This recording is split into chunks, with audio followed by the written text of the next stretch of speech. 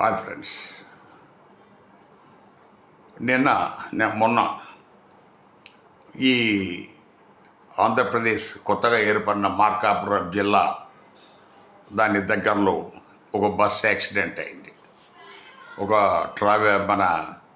ఈ passenger bus, private bus, దాన్ని ఒక కంకర లోడుతో ఉన్న టిప్పర్ ఢీకొనటంతో మంటలు ఎగిసిపడి 14 మంది చనిపోయారు, చాలామంది గాయపడ్డారు.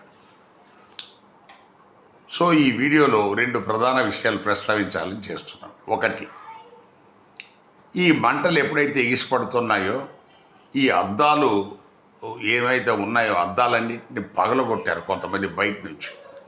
బయట నుంచి పగలగొట్టి వాళ్ళని బయటికి లాగారు. ఆ రకంగా 45 మంది ఉంటే 14 మంది అంటే దగ్గర 30 మంది ప్రయాణికులు వాళ్ళ ప్రాణాలు కాపాడగలిగారు. సో ప్రభుత్వం వాళ్ళెవరో గుర్తించి వాళ్ళకు తగు రీతిలో సత్కరించాలనేది నంబర్ 1. నంబర్ 2, ఏదైనా ఒక బస్సు యాక్సిడెంట్ జరిగినప్పుడు ప్రాణ నష్టం జరిగితే దాని మీద ఒక లెక్క జమ ఉండదు. వాళ్ళకి ఇష్టమైన వాళ్ళైతే ₹1,00,00,000, 2 కోట్లు కూడా ఇస్తారు నష్టపరిహారం అని.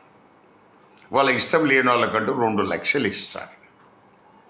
ఇది చాలా అది టోటల్గా రాజ్యాంగ విరుద్ధము, చట్ట విరుద్ధం. సమాన అవకాశాలు, సమాన హక్కు లేదు అక్కడ. సో అందువల్ల ఈ వీడియోలో చెప్పదలుచుకున్నది ఏంటంటే, దానికి ఒక జీవో ఇవ్వాలి. ఒక బస్సు ప్రమాదంలో చనిపోతే, బస్సు యాక్సిడెంట్ కానీ, లేకపోతే బస్సు అగ్ని ప్రమాదం కానీ, రోడ్డు యాక్సిడెంట్లు కానీ, సో దానికి ఒక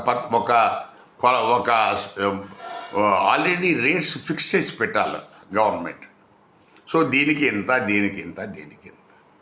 సో ఒక సావుకు కనీసము ₹1,00,00,000 ఇచ్చినా సంతోషం, లేకపోతే కనీసం 50 లక్షలు మినిమం ఇవ్వండి. 2 లక్షలు, 1,50,000 అనేది పేదల విషయంలో మీకు డబ్బు ఇవ్వటం ఇష్టం లేదు, ఎందుకంటే వాడు మళ్ళీ ధనవంతుడవుతాడు. అందువల్ల వీటన్నిటికి ముందే ఒక స్పెసిఫైడ్ జీవో ఉండాలా. దాని ప్రకారమే ఈ నష్టపరిహారం చెల్లించాలని ఈ ప్రభుత్వాన్ని డిమాండ్ చేస్తాను. Thank you.